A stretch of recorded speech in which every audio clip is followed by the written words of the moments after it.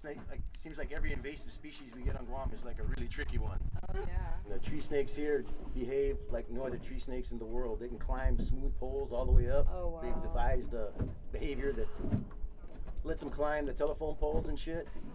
No other snakes are doing that. Nope. So we got some special snakes here. So hopefully you guys get some. What do you do when you're not taking people to go snake hunting? Fishing.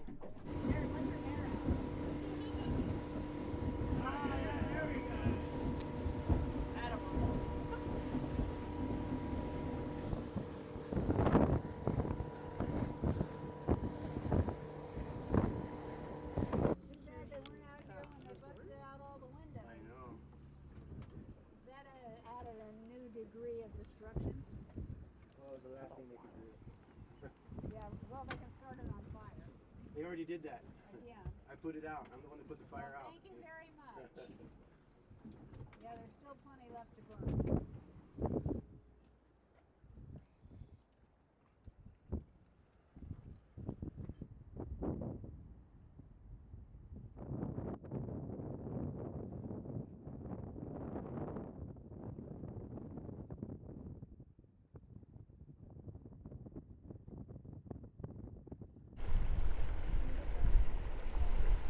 So Martin and I started this this volunteer group, and so thank you for being a part of it. So there are cocoa birds here, and that's an endangered bird. And the reason we got so fired up because there's Sally and cocoa birds and seabirds. When we found out there's snakes out here, we were like, the birds! Oh my God! And so we both went separately, and then we ended up getting together to Department of Ag to be able to come out here. And then, like, if you see something that, like, you even, like, suspect it's a snake, like, don't just, like, wonder, just, like, call people over, check it out, Yeah. Double check, and then, you know, if you won't see it, then that's when, like, you know, things get real. Yeah, we could, I mean, we might as well fill it now. Oh, did you fill yours before you came? Once we start looking, you'll go, oh my God, this is like looking for a needle in a haystack. It really is. But some nights we get lucky. Yeah. And then someone can just be around the resort. Yeah, this way, maybe we'll do just over to the rock wall, and then we'll go up and down the rock wall, and then you guys go around the other way. Yeah, so pretty much like I was saying, like, you know, anywhere, it could be anywhere, yeah, all the way up to the very top. But when we see one, you know, just grab it, like, you know, if it bites you, but we gotta get him off Cocos, so. Seen better days for sure.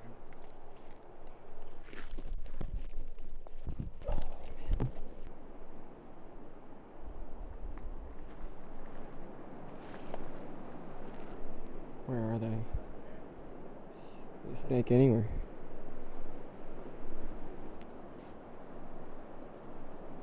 There's like roughly, give or take, like 5 or 6 species of reptiles on Cocos that are also not on Guam.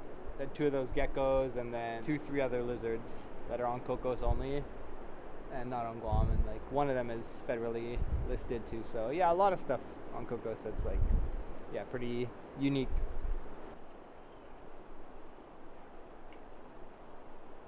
Why do this here instead of going out somewhere in Guam and looking for them? Main reason, I guess, is, you know, like, there weren't thought to be snakes on Cocos, and that's why they released, like, Guam rail here. Like I said, there's a few bird species and all kinds of reptile species that are unique and endangered on Cocos, and the snakes, you know, given enough time, like, they would eat their way through those birds and through the reptiles as well. So just trying to prevent, like, what happened on Guam to happen here. And then the second reason is, like, the other tools don't work here. So, like, traps don't work and the poison doesn't work here because there's so much food for them. Like, they're just not interested at all. And they tried putting traps here and they got 1 snake in like 2 months or something. Wow. Where, like, meanwhile we're catching them almost every week. So pretty much like have to search manually. So there's a 95% mortality rate for fledglings. Yeah, the crazy thing is, like, half of the birds that get killed by snakes don't even get eaten by the snakes. So they get killed by a snake that's like too small to eat them, and then they just try swallowing it, and it's too big, and then they just drop it. So we find like half of our chicks that get killed by snakes just get, we call it slimed.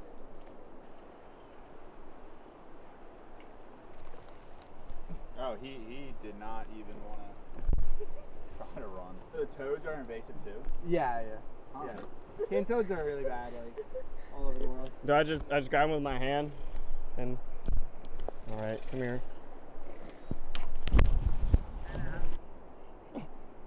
All right. Glad we got You'd see something. Snakes being the bad guys, and now it sucks that you aren't. Toads are too. We'll find anything? No, not No. yet.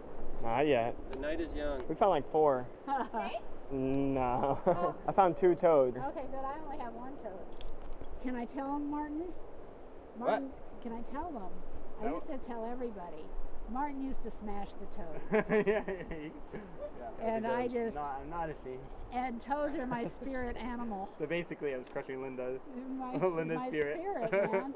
Every night I just feel it withering away. Oh, another one. Anyway, so now we gather the toads and I take them back to the mainland. And let them go at my neighbor's house. All right, good luck. You as well. Yeah, so for the first probably year and a half, it was almost like every other week, like very, very steady that way. Like we didn't have any really long periods of not finding snakes. And then recently we had a 10-week dry spell, and then now, like we're still catching a few, but I would say, like pretty comfortably that we're catching less now than we were at the beginning. And before we started, when USGS was coming out, they were catching quite a lot, like almost every week. So Anything? no snakes. That's okay. Yeah. I feel like that's a win, even though it's not a win. No, it It's a is. win. It is. It's a win. It is. How do you feel about not finding any snakes? It was cool to be here. Yeah. Where I definitely seem to be making a dent in the snakes. So that's why we're struggling to find one, but that's a good thing, and I'm happy about that. So one day we won't, we'll come out and we won't find any for, I don't know, 10, 20, 30 weeks, and maybe then we'll be able to call it a day. Cool.